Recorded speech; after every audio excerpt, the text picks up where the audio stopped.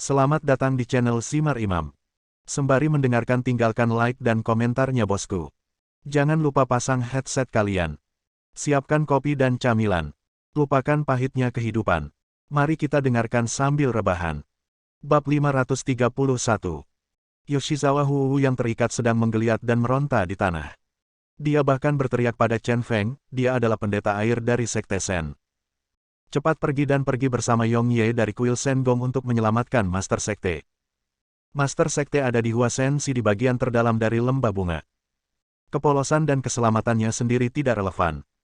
Bahkan jika dia sedang menghadapi orang asing saat ini, dia tetap ingin menyimpan secercah harapan itu.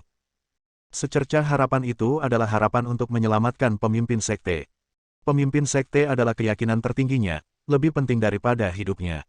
Seluruh tubuh Chen Feng masih mati rasa karena gelombang, dan dia merasa setiap sel berada dalam kondisi pencerahan. Saya harus mengatakan bahwa setelah tersengat listrik, kepala saya menjadi sangat jernih. Rasa lelah akibat berkendara semalaman pun hilang. Dia semakin mencibir, matanya merah, dan dia menatap pendeta air dengan niat membunuh dan berkata, "Aku ingat apa yang kamu katakan, biarkan aku membunuh hantu air ini dulu, lalu pergi membantu Jinguji Yongye. Lagi pula, hantu air hampir menenggelamkanku di kolam terakhir kali." Tidak ada tempat untuk melampiaskan amarahnya, dan tepat pada waktunya musuh lama lainnya muncul. Tampaknya Tuhan masih memihak emosinya. Pendeta air berkata dengan nada menghina, "Saya tidak mengenal Anda. Kapan saya menenggelamkan Anda? Karena Anda juga musuh, saya akan membunuh Anda terlebih dahulu dan kemudian bermain dengan wanita ini." Dia juga sangat marah ketika minatnya diganggu. Dia segera merentangkan tangannya yang panjang dan memeluk Chen Feng. "Liu Hu." Chen Feng mengangkat matanya yang penuh darah. Melihat pendeta air datang, dia bahkan tidak bergerak. Tiba-tiba, cahaya putih tiba-tiba keluar dari belakang.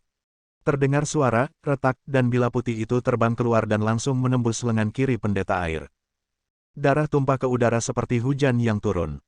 Lengan kiri pendeta air juga meninggalkan tubuhnya dalam sekejap. Ia berputar di udara dan jatuh ke rumput. Hujan darah turun ke seluruh Yoshizawa Huwu. Salah satu tetesnya jatuh ke matanya.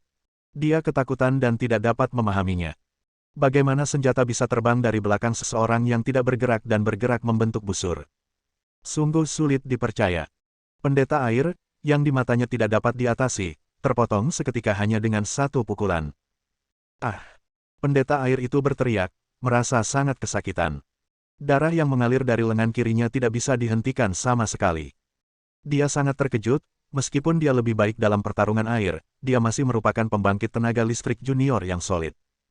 "Kenapa kamu begitu rentan di depan orang ini?"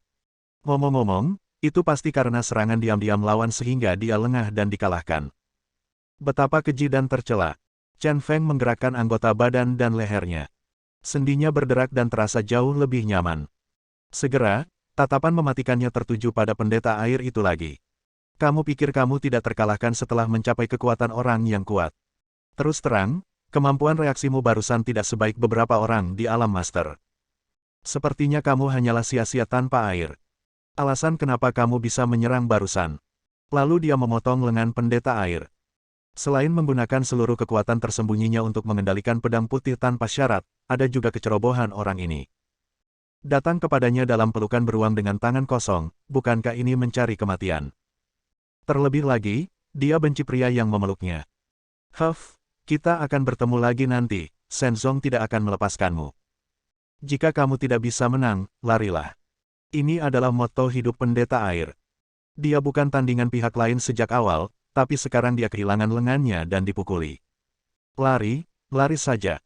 Seiring bertambahnya usia, Anda tetap harus merawat selangkangan Anda.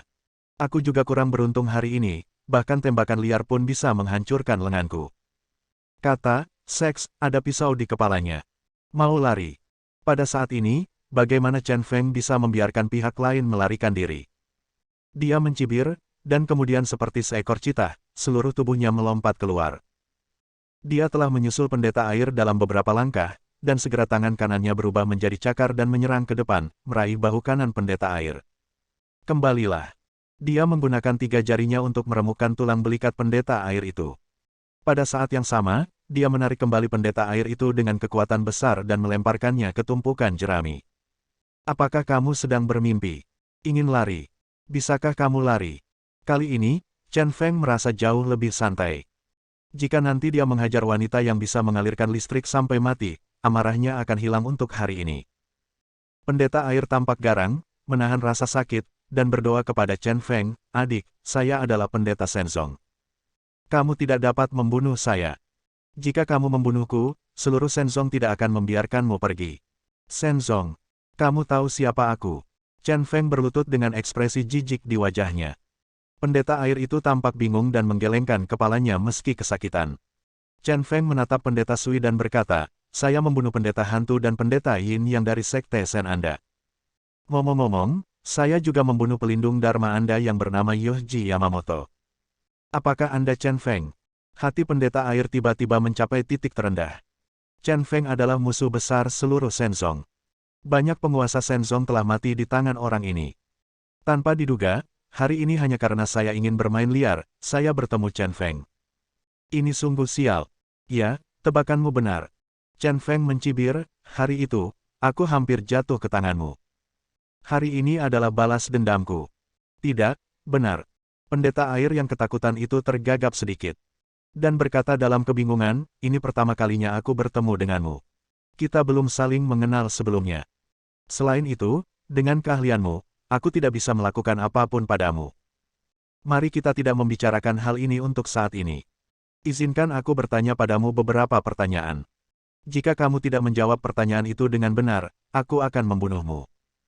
Chen Feng berkata dengan suara yang dalam, menangkap seorang tahanan tingkat tinggi dan menginterogasinya. "Saya hanya meminta Anda untuk membiarkan saya hidup."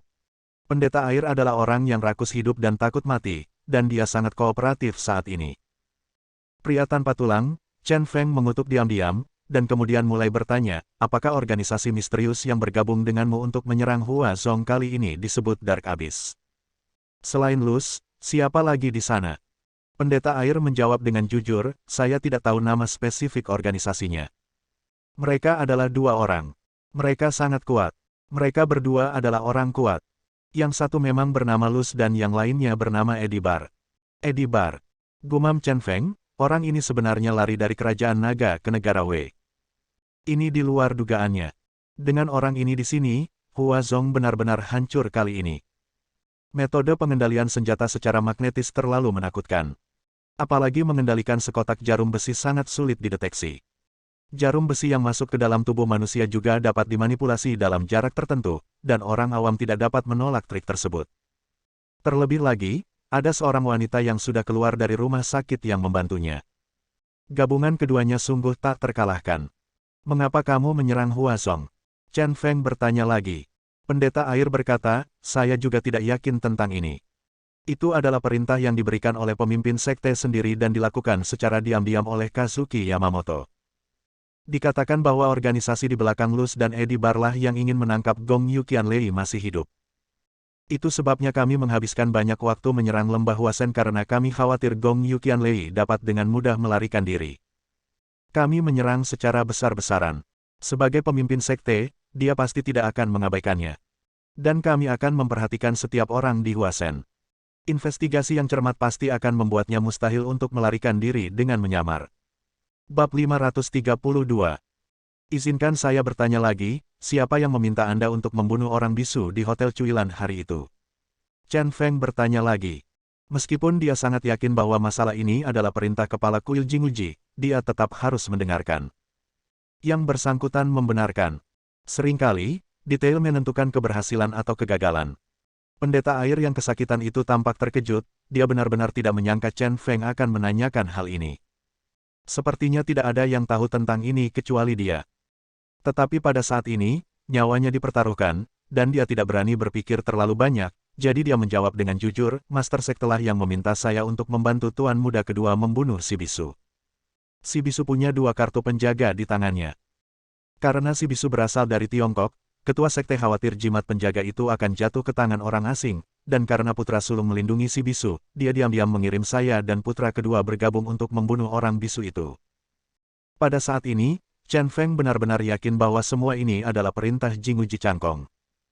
Namun meski begitu, tidak ada salahnya Jinguji Cangkong melakukan hal tersebut, lagi pula itu untuk pertimbangan sekte. Setelah menanyakan pertanyaan-pertanyaan ini, Chen Feng mengerti bahwa dia tidak dapat memperoleh informasi berguna apapun dari orang ini. Matanya sedikit terfokus, dan dia tiba-tiba mencibir, "Oke, kamu boleh pergi dan mati." Mendengar ini, pendeta air segera menjadi cemas dan ketakutan. Dia berdoa, "Tetapi Anda baru saja mengatakan bahwa selama saya menjawab pertanyaan itu, saya tidak harus mati." "Itu yang Anda katakan, bukan saya." Chen Feng berkata dengan tidak setuju, "Sebelum Anda mati, izinkan saya memberitahu kamu rahasia, orang yang kamu seret ke bawah air dan diikat ke batu di Hotel Cuilan adalah aku." "Apa? Kamu? Apakah kamu bisu?" Pendeta air terkejut. Fakta ini membuatnya sulit untuk percaya. Kedua pria itu tidak mirip satu sama lain, dan suara mereka juga sangat berbeda. "Mungkinkah itu seni penyamaran?" Lanjutkan dengan tenang, Raja Neraka mengarahkan senjatanya.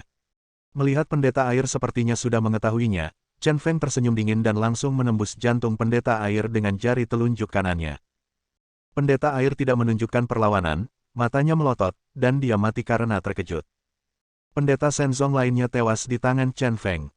Dihitung dengan cara ini, 3 dari 5 pendeta tinggi Shenzong tewas di tangan Chen Feng. Yoshizawa Huwu sedang berbaring di tumpukan jerami, dan dia tidak merasa panik saat ini. Dia diam-diam berpikir bahwa pria ini agak menakutkan, begitu mendominasi dan kejam.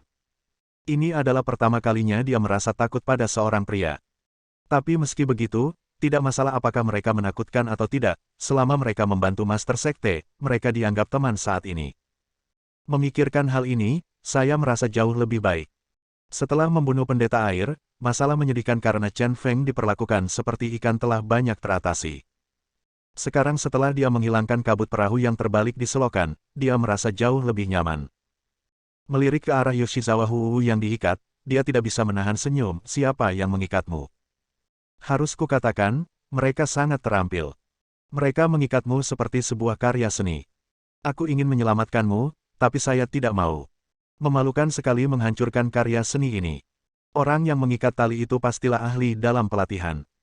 "Teman baik, cincin di dada sama persis ukurannya di kiri dan kanan. Ini sangat sulit dikendalikan. Tali di tempat lain juga simetris. Kalau difoto bisa dijadikan soal matematika SMP. Manakah gambar berikut yang merupakan bangun datar simetris?" Jawaban A, Yoshizawa Huwu yang diikat. "Kamu." Yoshizawa Huwu sedikit marah, orang ini tidak berdaya. Tampaknya pandangan lamanya masih benar, laki-laki bukanlah hal yang baik. Dia menahan amarahnya dan berkata dengan nada memohon, "Tidak masalah apakah kamu menyelamatkanku atau tidak. Pergi dan selamatkan pemimpin sekte. Dengan keahlianmu, kamu pasti bisa menyelamatkan pemimpin sekte." Keterampilan Chen Feng memberinya harapan. "Tidak masalah apa yang Anda lakukan." Mata kerinduan Yoshizawa Huwu menggerakkan Chen Feng. Dia segera berhenti bercanda dan mengakui kesetiaan Yoshizawa Huwu. "Tutup matamu." Dia berteriak pelan, menjentikkan pergelangan tangannya, dan pedang putih itu terbang langsung ke arahnya. Melihat pedang putih tajam yang berputar dengan kecepatan tinggi, Yoshizawa Huwu memikirkan lengan pendeta air yang terpotong. Segera, dia secara naluriah menutup matanya dan ketakutan. Bang! Terdengar suara teredam, dan tali di tubuh Yoshizawa Huwu langsung terlepas. Dan kendali Chen Feng terhadap pedang putih itu semurni api. Bila putih itu memotong talinya, tapi tidak melukai Yoshizawa Huwu sama sekali. Yoshizawa Huwu merasakan rasa sesak di tubuhnya menghilang, lalu dia membuka matanya. Dia melepas talinya, berdiri, dan memandang Chen Feng dengan rasa terima kasih. "Tentu saja, saya juga diam-diam mengagumi kekuatan abnormal Chen Feng yang berlebihan." Tanpa mengucapkan sepatah kata pun, keduanya segera meninggalkan rumput dan kembali ke gedung pembuatan dupa. Saat ini, gedung pembuatan dupa, gedung kue bunga, dan kedai teh semuanya direbut oleh orang-orang Shenzong. "Yoshizawa Huwu, di mana pendeta air? Siapa pria ini?" Melihat dua orang keluar, Kinomoto Sakura sangat terkejut. Dia memimpin beberapa orang dari Shenzong dan berkumpul. Dia melihat sekeliling, tapi tidak menemukan pendeta air. Melihat Kinomoto Sakura lagi, Yoshizawa Huwu segera mengertakkan gigi dan mengutuk, "Kinomoto Sakura, kamu, pengkhianat Huazong, berani berkomplot melawanku dan hampir menghancurkanku oleh binatang itu. Aku tidak bisa mengampuni kamu hari ini." Chen Feng berkata, "Aku melirik Kinomoto Sakura dan langsung mengerti. Ternyata ada pengkhianat, tak heran serangan Shenzong berjalan mulus. Wanita ini berpenampilan centil, tak heran dia akan mengkhianati sekte tersebut." Dia mengkhawatirkan Jingu Jiyongye, jadi dia buru-buru berkata kepada Yoshizawa Huowei, aku akan menyerahkan pengkhianat ini padamu, dan aku akan membantumu menghadapi yang lain. Ingat, kita akan bertarung dengan cepat. Aku masih menunggu untuk menemukan Jingu Jiyongye. Ya, aku di sini untuk menyelamatkan ketua sektemu. Terima kasih banyak. Inilah yang diinginkan Yoshizawa Huowu. Yoshizawa Huowu bahkan merasa Chen Feng adalah pria yang sangat perhatian.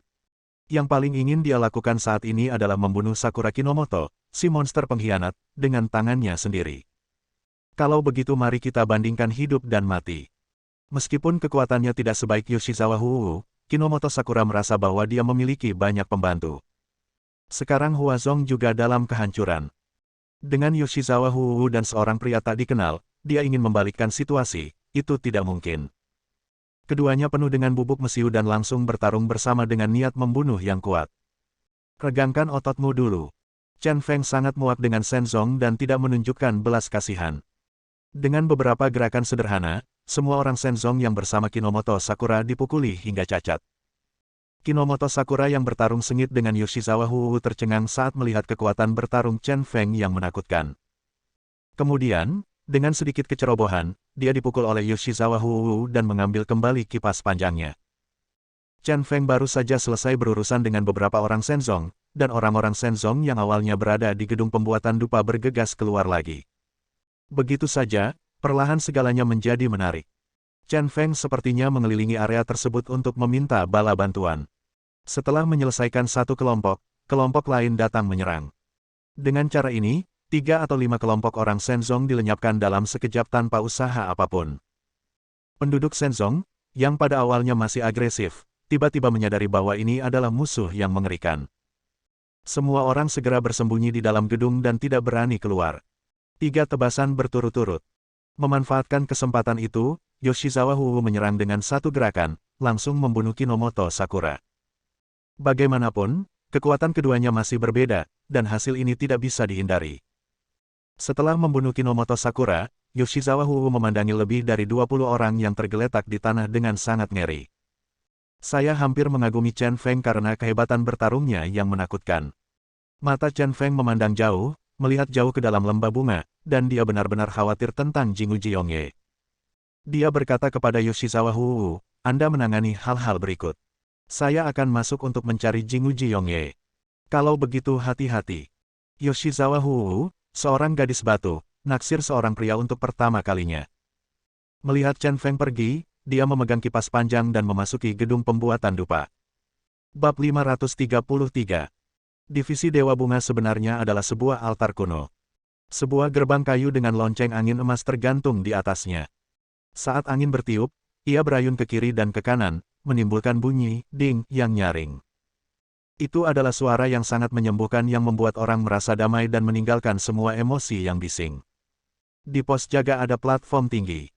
Di tengah platform tinggi ada sumur alami. Atau gua alami. Lemparkan batu dan suaranya akan tertelan seluruhnya dalam beberapa detik. Tidak dapat mendengar gema pendaratan. Rumor mengatakan bahwa ini adalah sumur harapan tempat tinggal Dewi Bunga. Selama hatimu tulus, lemparkan kelopak bunga yang kamu tanam ke dalamnya dan buatlah permohonan. Hal-hal baik yang Anda pikirkan akan terjadi. Di sekitar platform tinggi tersebut terdapat beberapa tumpukan batu yang menjulang tinggi. Batunya alami, entah sudah berapa tahun berdiri di sini. Bentuknya yang tidak beraturan menambah sedikit misteri. Di belakang platform tinggi ada mata air. Mata airnya berwarna-warni, berwarna merah muda-muda yang sangat indah. Di mata air tersebut terdapat sebatang kayu yang mengapung, sesekali menimbulkan riak mengikuti angin dan bayangan. Ketiga gadis harum itu memimpin orang-orang untuk berjaga di luar menara gerbang, tetapi mereka tidak menghentikan Jingu Jiyongye dan membiarkannya memasuki Huasensi. Osawa Yuka melepas sepatunya, menginjak tangga batu dengan kaki seputih salju, dan berjalan ke platform tinggi dengan penuh kesalehan. Dia berdiri di platform tinggi, mengangkat pot bunga liangqing, dan berkata sambil tersenyum, bunga ini dibesarkan oleh Master Sekte. Ditempatkan di altar. Dia berbicara dengan pot bunga ini setiap hari, dan berbicara tentang apa yang ada di hatinya. Bunga dalam pot ini juga memahami sifat manusia, dan sepertinya memahaminya, sehingga tumbuh dengan sempurna. Keempat kelopak ini terjerat dalam warna merah dan putih. Jika Anda melepas satu kelopak, kelopak lainnya akan jatuh ke tanah satu demi satu. Sungguh sentimental.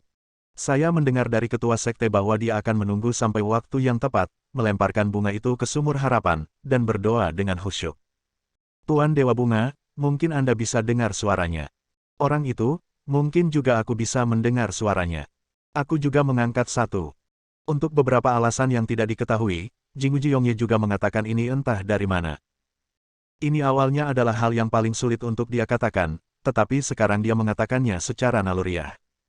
Naluri ini bahkan membuatnya takut. Osawa Yuka tersenyum dan berkata dengan lembut, itu kebetulan.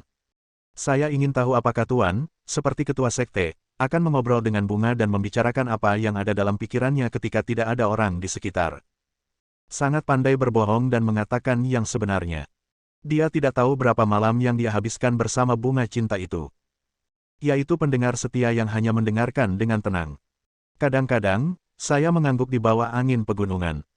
Sejauh ini Tuan, apakah Anda sudah menemukan niat sebenarnya untuk datang ke lembah Dewa Bunga? Tiba-tiba Osawa Yuka bertanya. Setelah sedikit ragu, Jinguji Yongye masih berkata, menyelamatkan nyawa lebih baik daripada membangun pagoda 7 tingkat. Mendengar jawaban ini, Osawa Yuka menghela nafas dalam-dalam dan berhenti berbicara.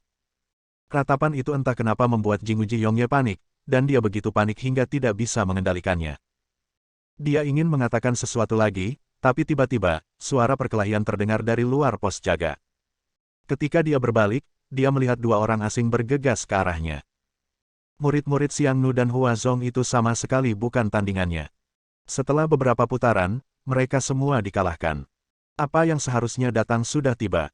Tuan, sebaiknya Anda pergi. Target mereka bukan Anda. Dengan keahlian Anda bisa pergi dengan selamat. Tidak perlu mengarungi air berlumpur ini. Osawa Yuka berbalik dan berkata dengan lembut. Saat ini, Luz dan Eddie Bar telah memasuki pos jaga dan masuk ke divisi Dewa Bunga. Mengapa hanya ada satu wanita? Di mana Gong Yuqianlei? Eddie Bar berkata dengan sangat frustrasi. Dia sudah melihat foto Gong Yuqianlei, dan itu berbeda dengan wanita kimono di depannya. Luz tersenyum dan berkata, mungkin dia melarikan diri. Abaikan sisanya dan tangkap wanita ini. Perintah yang mereka terima adalah menangkap semua wanita di lembah Huasen dan tidak membiarkan satupun dari mereka pergi. Saya tidak tahu apakah Osawa Yuka mengerti bahasa Inggris atau tidak, tapi wajahnya tenang dan tidak bergerak, tetap menjaga keanggunannya. Sebaliknya, wajah sempurna Jinguji Yongye terlihat cemberut. Dia mengerti dan berbicara bahasa Inggris. Aku berdiri di sini dan aku tidak akan membiarkanmu membawa siapapun pergi. Sebelum berkelahi, dia tidak akan pernah mengucapkan kata-kata kasar seperti Chen Feng. Dia hanya mengatakan apa yang dia pikirkan secara naluriah. Luz tersenyum dan berkata, Venus, ada dua orang, satu untukmu dan satu untukku. Karena pihak lain adalah laki-laki dan perempuan, dan kita juga laki-laki dan perempuan, maka itu benar. Laki-laki itu milik kamu dan wanita itu milikku. Senyumannya yang menghina sepertinya mengabaikan mereka berdua sama sekali. Oke, pria botak ini tidak terlihat lemah. Aku suka yang kuat. Kamu bisa menangani wanita itu sendiri. Eddie Bar sangat puas dengan lawan yang ditugaskan Luz padanya. Pria di depannya bisa merasakan kekuatan besarnya hanya dari auranya. Dia hanya menyukai bilah tajamnya yang bisa menembus musuh yang kuat. Itu adalah hal yang sangat menyenangkan. Untuk waktu yang lama, Jinguji Yongye tidak pernah bertarung dengan baik. Dia juga merasakan semangat juang membara di tubuhnya. Dia melepas atasan putihnya dan melemparkannya ke samping, memperlihatkan tubuhnya yang kuat dan indah. Ini kebiasaannya, dia tidak suka menahan diri sedikit pun saat bertarung. Tiga api di keningnya berkedip-kedip, melambangkan kegembiraan saat itu. Mengapa kamu melepas pakaianmu dalam pertempuran? Eddie Bar sangat bingung, tetapi ketika dia melihat Jinguji Yongye melepas bajunya, dia memiliki sosok yang sempurna, penampilan yang indah, dan aura yang mutlak. Rasa iri hati segera menimbulkan kecemburuan, dan kecemburuan berubah menjadi kebencian. Dia diam-diam memutuskan untuk mengebor ratusan lubang di tubuh sempurna ini. Kalian ngobrol pelan-pelan, aku akan tangkap wanita itu.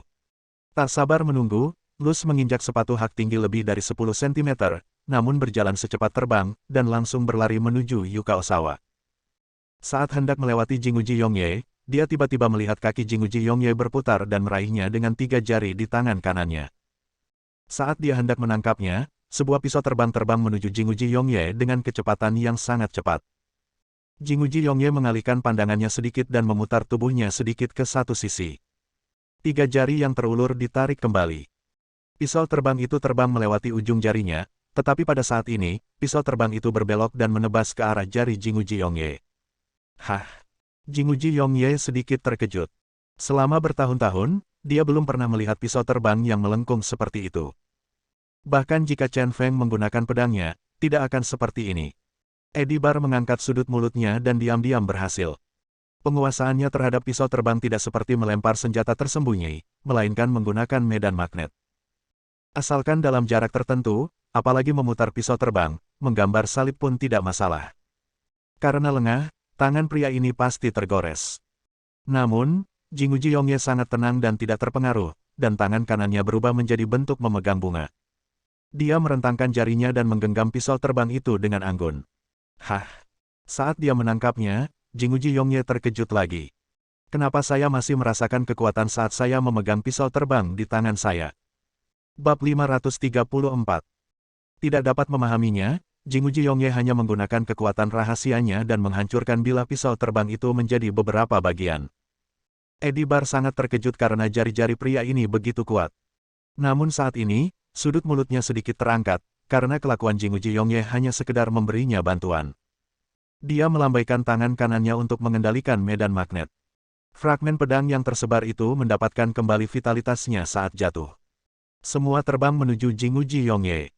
Bilahnya berubah menjadi pecahan kecil, apa jadinya jika bukan bantuan? Hah! Melihat bilah patah yang berterbangan, Jinguji Yongye menemukan bahwa pisau terbang itu dikendalikan dari jarak jauh oleh Eddie Bar. Tidak hanya pisau terbangnya, pecahan pisau terbangnya juga bisa dikendalikan. Ini sungguh sulit dipercaya. Pecahan pisau terbang itu dihancurkan oleh Jinguji Yongye, sehingga sangat dekat dengan Jinguji Yongye. Pada saat ini, ia terbang menjauh, dan tidak ada kesempatan untuk melarikan diri. Eddie Bar diam-diam senang kali ini, dia pasti akan berhasil. Selama sebuah pecahan masuk ke tubuh lawan, dia bisa membuat nyawa lawan lebih buruk dari kematian. Namun, menghadapi situasi berbahaya seperti itu, ekspresi Jinguji Yongye tidak banyak berubah. Dia membuat telapak tangan dengan tangan kanannya, tiba-tiba menebas, dan berteriak, hentikan aliran air.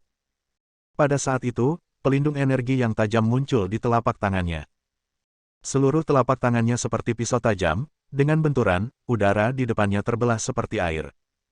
Dan pecahan-pecahan yang berterbangan itu, saat udara dialihkan, benar-benar melewati sisi Jinguji Yongye. Bagaimana mungkin? Eddie Bar terkejut. Dia tidak pernah menyangka bahwa perlindungan energi Jinguji Yongye begitu kuat. Ia sebenarnya mampu menembus udara. Pada saat itu, rasanya seperti membuka ruang itu. Gerakan yang tidak bisa dilawan ini telah retak seperti ini. Saya tidak percaya. Marah, Eddie Bar mengeluarkan 3 pisau lempar lagi dari tubuhnya. Dikendalikan oleh gaya magnet, mereka terbang menuju malam abadi kuil Jingu dari 3 arah. Lawannya hanya punya 2 tangan, tapi dia punya 3 pisau. Satu lagi, mari kita lihat bagaimana Anda membela diri. Jinguji Yongye tetap tidak tergesa-gesa, mengabaikan pisau terbang tersebut, dan malah fokus pada Eddie Bar sendiri. Semangat juangnya tidak lebih buruk dari Chen Feng, dan dia segera menemukan kelemahan Eddie Bar. Pahlawan jarak jauh takut dengan pertarungan jarak dekat. Selama Anda tetap dekat dengan Eddie Bar, serangan lawan tidak akan efektif. Dia berputar dengan sangat cepat. Sambil memegang bunga di tangan kanannya, dia menyerang Eddie Bar. Berhentilah bersikap sombong, aku berdiri di sini, kamu berani menyakitiku. Eddie Bar berdiri diam dan terus mengendalikan pisau terbang, serta pecahan pisau terbang. Saat ini, senjata tersebut berada tidak jauh dari belakang Jinguji Yongye. Selama Jinguji Yongye menyerangnya, senjata di belakangnya bisa membunuh Jinguji Yongye. Jinguji Yongye secara alami memahami hal ini. Matanya sedikit fokus, dan dia tiba-tiba berakselerasi dan melewati Eddie Bar dengan cara yang indah. Senjata yang datang dengan kecepatan sangat tinggi itu menyerang Eddie Bar sendiri. Rawat dia dengan obatnya sendiri. Jurus ini dipelajari Jinguji Yongye dari membaca komik. Nama komiknya adalah Dragon Ball. Berhenti. Eddie Bar tercengang dan berteriak panik. Di bawah kendali gaya magnet, semua senjata dihentikan. Dia hanya sedikit terluka oleh senjatanya sendiri. Sialan. Dia sangat marah. Sejak Lord Overlord memperkuat medan magnetnya, dia perlahan-lahan lupa bagaimana rasanya gagal. Seringkali, Anda dapat membunuh lawan dengan cepat. Namun, Itu sudah cukup untuk mematahkan jurus Chen Feng saat bertemu dengannya sebelumnya, sekarang ada orang lain yang bisa menghadapinya. Ini tidak bisa diterima olehnya. Dalam hal ini, saya hanya bisa menggunakan tipuan. Saat dia berbicara, Edibar mengeluarkan sebuah kotak besi dari tubuhnya. Setelah dibuka, padat dengan jarum besi, pertarungan di satu sisi berlangsung meriah, dan drama wanita di sisi lain semakin seru. Setelah Luz melewati Jinguji Yongye, dia bergegas ke platform tinggi. Metode serangannya cukup sederhana, dia hanya meninju dan menyerang Osawa Yuka. Melihat lawannya tidak menyerang dengan ganas, Osawa Yuka dengan tenang mengulurkan tangan kanannya dan meraih pergelangan tangan Luz dengan tangan kosong. Tangkapan ini langsung jatuh ke tangan Luz. Senyuman tak terlihat muncul di sudut mulut Luz, dan dia dengan sengaja memperlambat serangannya, menunggu Osawa Yuka menangkapnya. Selama lawan menangkapnya, dia akan langsung terkena stun dengan aliran listrik. Hah! Osawa Yuka adalah orang yang cerdas dan memperhatikan sesuatu yang aneh. Kekuatan lawan seharusnya tidak seperti ini, kenapa dia bergerak begitu lambat? Jadi saat dia meraih pergelangan tangan orang lain, dia memegang tangannya, lalu melepaskannya dengan lembut. Dan berbalik ke samping untuk menghindari serangan lawan. Haha, nikmati gemetarnya. Saat pergelangan tangannya ditangkap, Luz diam-diam bersukacita dan melepaskan arus listrik yang kuat dari telapak kakinya ke seluruh tubuhnya. Di bagian tumit solnya, terdapat baterai super yang ditempatkan oleh Master. Itu dapat melepaskan arus tegangan tinggi secara instan. Dan dia sendiri kebal terhadap arus listrik dan tidak dirugikan olehnya. Anda dapat memilikinya dengan listrik kapan saja dan menyerang lawan Anda. Dari sinilah namanya ibu petir berasal. Saat dia berendam di sumber air panas, arus listrik yang kuat langsung dilepaskan, yang membuat Chen Feng tercengang. Intensitas listrik yang dia keluarkan hanya cukup untuk membunuh seorang pria dewasa. Namun, dia tidak menyangka bahwa tubuh Chen Feng jauh lebih kuat daripada yang bisa ditanggung oleh pria dewasa. Ini juga memungkinkan Chen Feng melarikan diri pada akhirnya. Pada saat ini, arus listrik yang kuat tiba-tiba mengalir ke pergelangan tangannya dan mencapai tangan Yuka Osawa.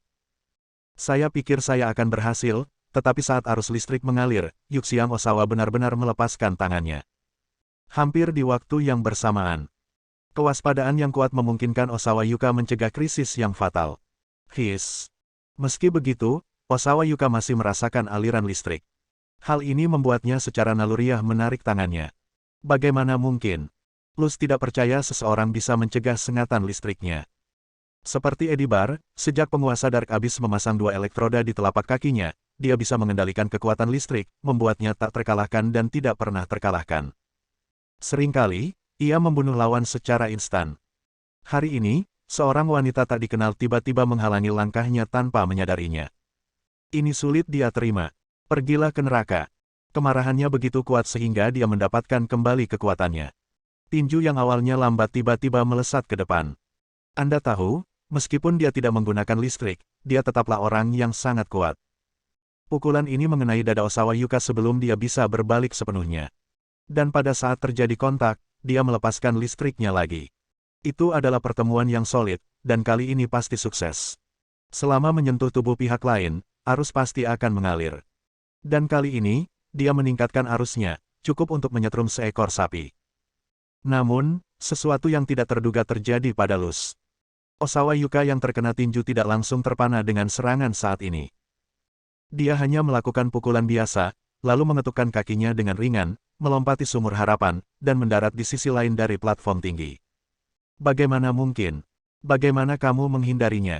Kali ini, Luz benar-benar terkejut dan tidak bisa memahaminya sama sekali. Apakah wanita ini juga kebal terhadap arus listrik? Osawa Yuka mengerutkan kening dalam-dalam, dia akhirnya mengerti bahwa wanita ini adalah wanita yang tersengat listrik. Pertama kali adalah peringatan akan bahaya, menyebabkan dia menghindarinya. Jadi yang kedua kalinya ini benar-benar suatu kebetulan. Semua ini berkat Chen Feng. Karena Crazy Chen dia meletakkan sesuatu di dadanya. Tanpa diduga, arusnya terhalang oleh suatu kombinasi keadaan. Bab 535. Setelah memahami kemampuan Luz, Osawa Yuka dengan cepat menyesuaikan taktiknya. Singkatnya, sembunyikan. Keberuntungan tidak selalu berpihak pada seseorang, jadi Anda perlu berhati-hati dalam segala hal. Dengan cara ini, pertarungan antara keduanya berubah menjadi kompetisi kecepatan. Yuka Osawa sangat cepat dan mengetahui medan dengan sangat baik, dia berkeliling dan bermain dengan Louis. Luz punya begitu banyak aliran listrik tapi tidak ada tempat untuk melepaskannya hingga dia menjadi gila. Kuncinya adalah dia memakai sepatu hak tinggi, jadi dari segi kecepatan, dia benar-benar tidak bisa mengejar Yuka Osawa yang lincah. Keduanya saling kejar-kejaran, melompat-lompat, tanpa ada rasa adu kecantikan. Sambil menghindar, Yuka Osawa berdiri di atas batu yang tinggi dan secara tidak sengaja melirik ke medan perang antara kedua pria itu, dan segera menjadi khawatir. Di bawah kendali Edibar, jarum besi padat berkumpul di sungai dan melayang di udara. Ribuan jarum berkumpul membentuk sungai yang panjang, jika satu pukulan jatuh pasti akan menghancurkan segalanya. Haha nak, apa kamu takut? Aku akan mengubahmu menjadi landak. Kecuali Chen Feng, Edibar tidak pernah gagal dalam gerakan ini. Ini adalah gerakan uniknya, dan juga menampilkan kekuatan magneto sepenuhnya. Itu pasti bisa membunuh dengan satu pukulan. Menghadapi pemandangan seperti itu, bahkan Jinguji Yongye pun merasa sedikit tidak nyaman saat ini. Terlalu padat, terlalu banyak, tidak mungkin disembunyikan. Lupakan saja, kuda mati adalah dokter yang hidup, kita hanya bisa berusaha sebaik mungkin. Meski sangat berbahaya, Jinguji Yongye tidak panik. Dia meletakkan tangannya dengan anggun di dadanya, siap bertarung untuk gerakan ini. Memang mustahil untuk menangkapnya, tapi sejauh mana bisa ditangkap tergantung takdir. Huff, apa menurutmu kamu bisa memblokir gerakanku ini? Saat kamu menjadi landak, kamu akan tahu betapa kuatnya aku. Jarum besi yang berputar dan melayang sudah siap menyerang. Edibar melambaikan tangannya, dan jarum besi yang tebal itu beresonansi dengan suara mendengung yang menakutkan.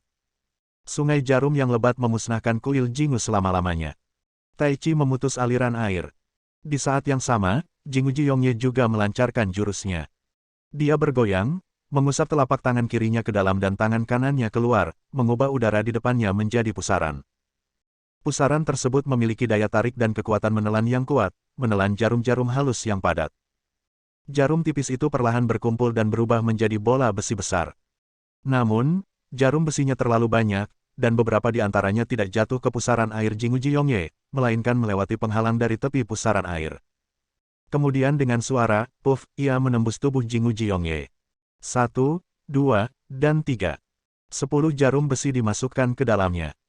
Ekspresi Jinguji Yongye sudah sedikit tegang dan ganas, dan tangannya yang menjalankan Taichi untuk memotong air hampir tidak terkendali. Begitu gaya dilepaskan, bola besi yang gelisah akan meledak. Benar sekali, kali ini dia pasti akan ditelan oleh jarum besi yang lebat. Haha, kamu sudah mati, rasakan kengeriannya. Edibar tertawa liar dan meningkatkan daya tariknya. Bola besi di pusaran air di depan Jinguji Yongye sudah bergetar hebat dan hampir kehilangan kendali. Apakah sudah waktunya untuk mengakhiri? Dia bertanya dengan lembut, tetapi tidak ada yang menjawab. Jinguji Yongye merasa seluruh tubuhnya tiba-tiba menjadi rileks. Lalu, tangannya kehilangan kekuatan. Dalam kabut, suara dering yang familiar terdengar lagi di telingaku. Dingling bel gelombang dingling bel. Sangat menyenangkan dan membuat orang menjadi sangat rileks dan nyaman. Sebuah ilusi seakan muncul di depan matanya, ia melihat wanita yang paling ia cintai berjalan di atas awan. Itu adalah Gong Yu Qianlei, mengenakan pakaian neon merah dan selendang rambut panjang. Ada lonceng emas di pergelangan kaki kanannya yang ramping. Setiap langkah yang saya ambil adalah suara gemerincing. Yongye, aku di sini. Mata indah Gong Yu Qianlei bersinar dengan kebahagiaan. Lalu dia menyilangkan tangan di belakang punggung dan tersenyum tersirat. Qianlei, aku merindukanmu, aku sangat merindukanmu. Ayo pergi. Kita tidak peduli lagi dengan opini duniawi. Petik 2. Jinguji Yongye tersenyum tenang dan merasa lega. Gong Yu Qianlei mengangguk, lalu menariknya, dan keduanya menginjak awan bersama-sama, perlahan berlari menuju ujung dunia. Tidak, ini mantra suara hantu. Aroma familiar dan memabukkan mengalir ke hidungnya, mimpinya menghilang, dan Jinguji Yongye tiba-tiba terbangun. Dia melihat lebih dekat dan melihat seorang wanita cantik mengenakan pakaian neon merah, anggun dan tenang, dengan link emas di tangan putih halusnya. Di atas pergelangan kaki kanannya, dia memakai tali merah. Pada tali merah tersebut juga terdapat lonceng tembaga yang dililitkan.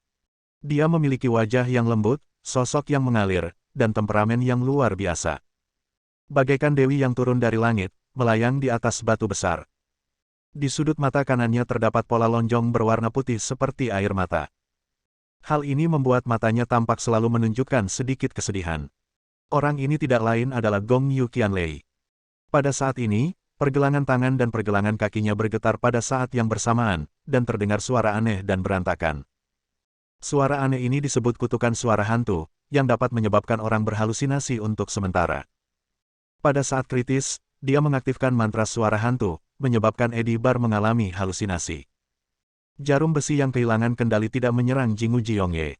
Yongye, lama tidak bertemu.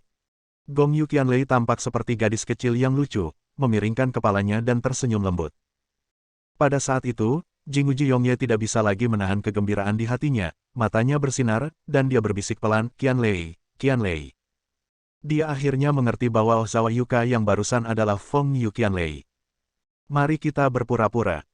Hanya ketika dia dalam masalah dan menghadapi kematian, Gong Yu Qianlei kembali menyamar dan mengaktifkan kutukan suara hantu.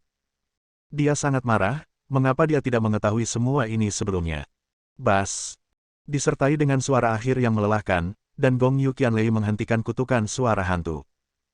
Bukannya dia tidak ingin melanjutkan, tapi metode psikedelik tingkat rendah ini tidak akan efektif sama sekali untuk orang-orang berkuasa ini. Benar saja, Eddie Bar dan Luz terbangun dan menggelengkan kepala secara naluriah. Saat mereka melihat Yuka Ozawa berubah menjadi Gong Yu Qianlei, mereka semua terkejut. Apa yang baru saja kamu lakukan?